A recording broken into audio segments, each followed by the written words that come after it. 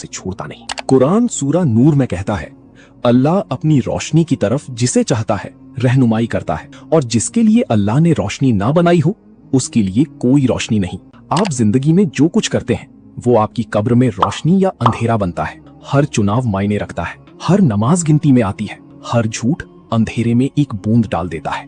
Stage 5, आराम या अजाब, कंफर्ट और टॉर्मेंट। अब आहान उस हकीकत में बैठा है जो उसके अमल ने बनाई। फिर उसकी कब्र में एक खिड़की खुलती है, वो उसके जरिए कुछ देखता है।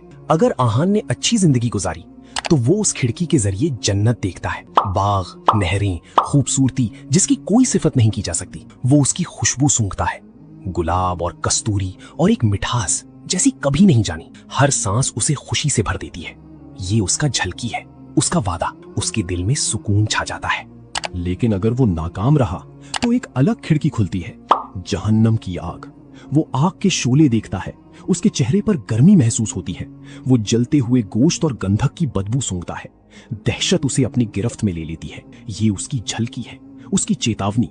वो मुंह फेरने की कोशिश करता है लेकिन फेर नहीं सकता, खिड़की खुली रहती है। रसूल सल्लल्लाहु अलैहि वसल्लम ने सही बुखारी में फरमाया, मोमिन की कब्र जन्नत के बागों में से एक बाग बन जाती है और गुनहगार की कब्र जहन्नम के गड्ढों में से एक गड्ढा बन जाती है। अभी इस वक्त लोग अपनी कब्रों में इन हकीकतों से गुजर रही हैं। उनका जिस्म तो मिट्टी में मिल गया लेकिन उनकी रूह पूरी तरह होश में है। आपके लिए कौन सी खिड़की खुलेगी? स्टेज 6, बरज़ख में इंतजार, वेटिंग इन बारज़ख। आहान को अपनी कब्र गए 800 साल हो चुके हैं लेकिन उसे इसका पता नहीं। अगर आहान सुकून में है तो ये 800 साल उसे दोपहर की झपकी जैसे लगते हैं। वक्त पलों की तरह गुजर जाता है।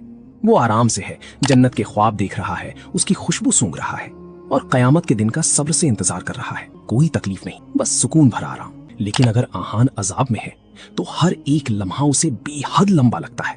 एक दिन ऐसे कटता है जैसे 1 साल का अजाब। 800 साल उसे अनंत काल जैसे लगते हैं। वो चीखता है लेकिन कोई सुनता नहीं। वो बिल्कुल अकेला, बिल्कुल कटा हुआ। दर्द रुकता नहीं, गर्मी कम नहीं होती, अंधेरा नहीं हटता।